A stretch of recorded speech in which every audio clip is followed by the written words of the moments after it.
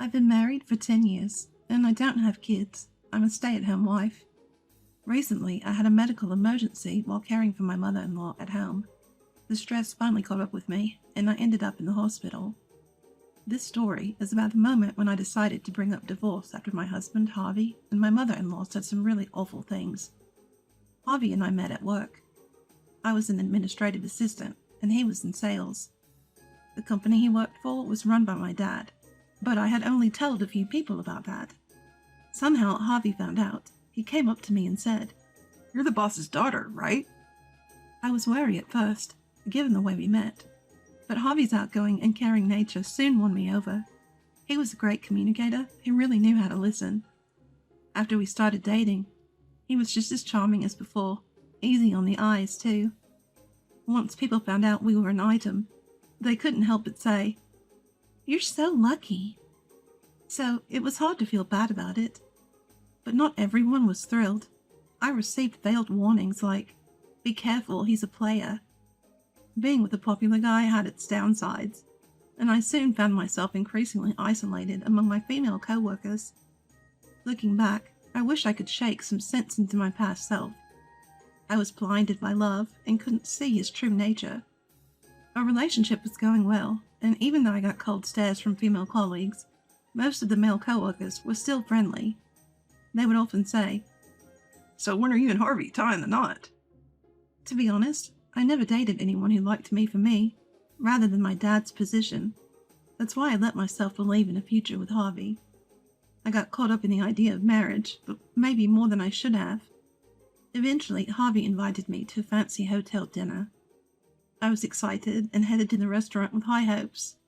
Dressed in an upscale suit that was clearly not his daily attire, Harvey escorted me gracefully.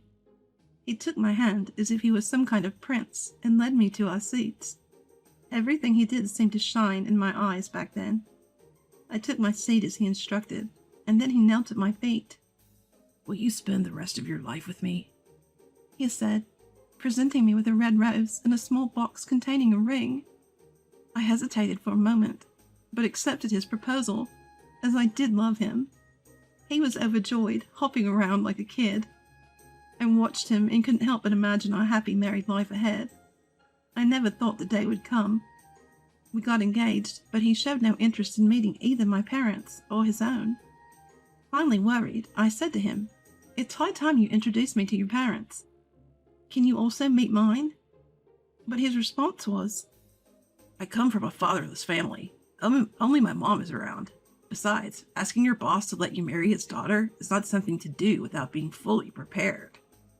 I rushed him, saying that marriage is not just about the two of us, and while he's delaying, I've been getting other marriage proposals. Shocked to hear I had other suitors, he quickly changed his tune. The next week, he made time for a family meeting at my place. "I'm nervous," he said. But the fact that he made a firm decision was, and still is, something I find admirable. My dad, who had heard good things about him at work, liked him immediately. He responded with a smile and the classic line, "I promise to love and cherish your daughter always." My mom just watched and smiled. Mom has always been a woman of few words, and it seemed that hadn't changed, even for something as special as her daughter's wedding. I had hoped she'd show more excitement and left my childhood home feeling a bit let down. However, as I was leaving, Mom said something that caught my attention. "Always be careful around that man. If anything happens, you tell me immediately, okay?" Okay. Even though Mom was insistent, making me agree under the weight of her intensity, everything seemed perfectly calm between me and him. Despite her warning to be careful, I didn't really take her words to heart at that time. Then came the family meeting at his home. When he told his mom, "She's going to be my wife, so Mom, please be kind."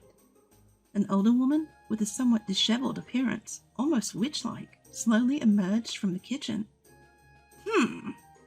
She uttered and sat down in the living room chair. Then she looked at me and said, "You're marrying my adorable son? Well, I don't like you." From then on, she didn't say another word. Terrified by the pure malice I'd never experienced before, I managed to tell Harvey, "I'm sorry, but I don't want to be near her again." Harvey laughed it off. Don't worry, Mom's really not like that, he said, dismissing my concerns. A month after the worst family meeting ever, we had a wonderful wedding and officially tied the knot. Now we're happily married. However, my mother-in-law did not attend the wedding, just as she had implied. We even sent a gift, but it was returned. Though I was growing increasingly unhappy with her, Harvey still saw her as a wonderful mother, so we pretended everything was fine. Fast forward a few months. We're living in our new home. I became a housewife at his request. Harvey started to climb the career ladder, especially after marrying me.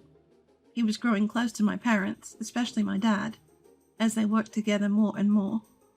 But even so, my mom has always been wary of him.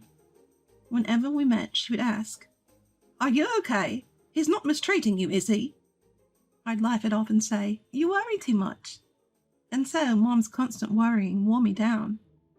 Life seemed peaceful, but I found myself questioning if it was just in my head. As I couldn't share my worries with anyone, Harvey began to distance himself. On days when he came home late and didn't call, I would call him. And without fail, a drunken Harvey, surrounded by women, would answer, "Oh, Tiana, lighten up, will ya?" "You're so funny, Harvey." While the woman on the other end seemed to be a night worker, and though I understood it was a business relationship, I couldn't shake my uneasy feeling. "I expect you to come straight home after work," I told Harvey, hanging up before he could respond. Why did I say that? Maybe I didn't want him to spend time with a woman who was potentially more attractive than me. From that day on, Harvey began to notify me if he'd be late, whether he was going out for drinks or working late. But I couldn't forget that call. I asked my dad to hire a private investigator. What we found was a mountain of evidence of infidelity.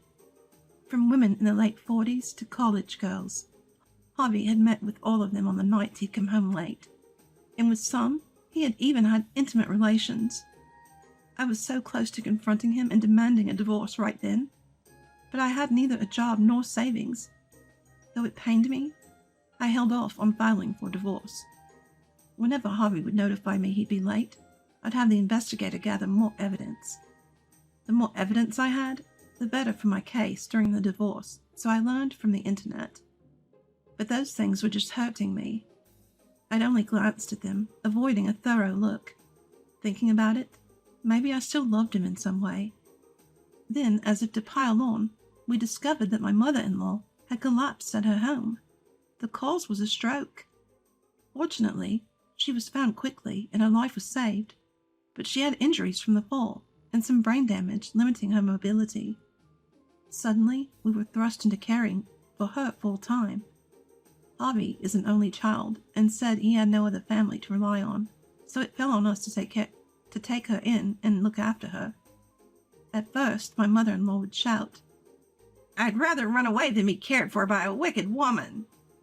But as I started assisting her like a professional caregiver, she seemed to take pleasure in bossing me around. Her tone shifted from, "You don't have to take care of me," to, "Why aren't you doing a better job of looking after me?" Harvey did start coming home more often after his mom moved in, but that didn't mean he cut back on his affairs. He just shifted them to phone calls and texts, right in front of me. "What now? Oh yeah, it's easy for me. The housekeeper's taking care of Mom." He'd say, laughing loudly. From his phone, I could hear another woman's laughter. I pretended not to hear and continued to care for my mother-in-law, enduring her verbal abuse. Weeks after she moved in, both Harvey and my mother-in-law seemed to treat me more like a housekeeper than a wife. When they said they were hungry and I cooked for them, the meal would end up in the trash with a, "Who can eat this garbage?" If they complained the room was dirty and I cleaned, they would scoop up dust from the windowsill saying, "Look at all the dust you left behind. Are you blind?" Slowly, I found myself unable to think clearly. The next thing I knew, I was lying in a hospital bed. Waking up in a hospital room, I felt clean and noticed an IV bag hanging nearby. Sitting next to me was neither Harvey nor my mother-in-law, but my own tearful mom. Upon seeing I was awake, Mom pressed the nurse call button to summon the doctor for an examination.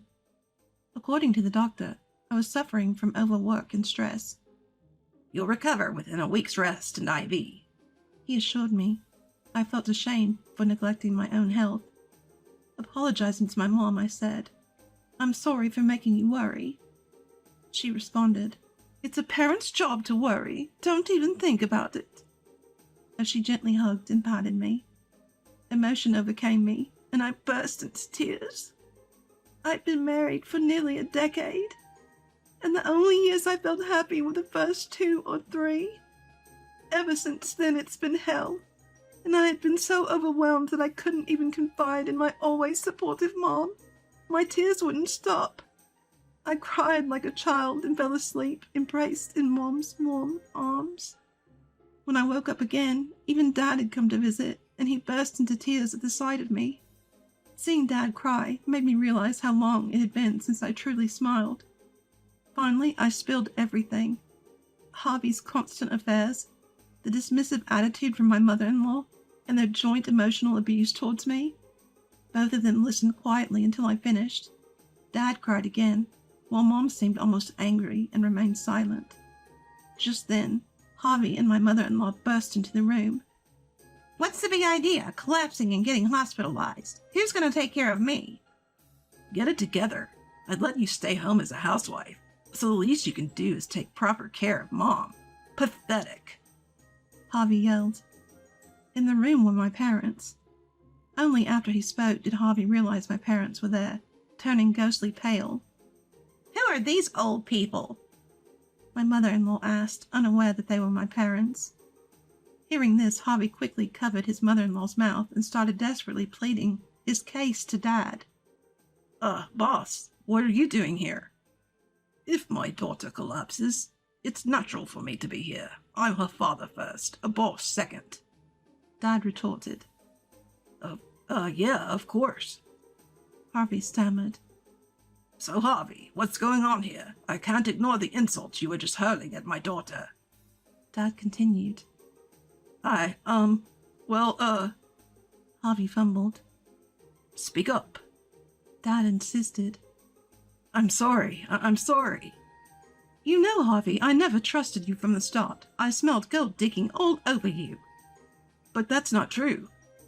"Still, you were my daughter's choice, so I pretended not to see it. And this is how you repay us. How dare you?" "I'm sorry. I'm so sorry." Unable to respond to my furious mom, Harvey could only apologize. Seeing him like this, I thought. So this is what they mean when they say love can go cold in an instant. And I gave Harvey access to my bank account. Here's $30,000. "What?" "This is the money I've saved over the last 10 years, scrimping from the living expenses you've given me for our future child. Take it and let's get divorced." "Divorce? Are you kidding?" Do you think I would joke about something like this? Here, with both our families present? Take this as a settlement and never involve yourself in my life again." When I said that, Harvey just slumped to the floor, immobilized. His mother was the only one who didn't get it. "You got the money, didn't you? Isn't that good? What are you sitting down for? If you got the money, then we don't need to be here," she said. But it seemed to fall on deaf ears. Later on, our divorce was finalized, and I went back to work. At work, word had spread about how pathetic Harvey turned out to be. Even the female co-workers who were envious of me before now felt sympathetic. Just before my return to work, Harvey was fired due to Dad's influence. As part of the divorce, instead of taking alimony, he and his mother were forced to move far away. My mom, who is the most upset about this whole ordeal, is still fuming, saying, "You and Dad are too soft." I'm planning to take her out for a nice meal soon to help us both unwind.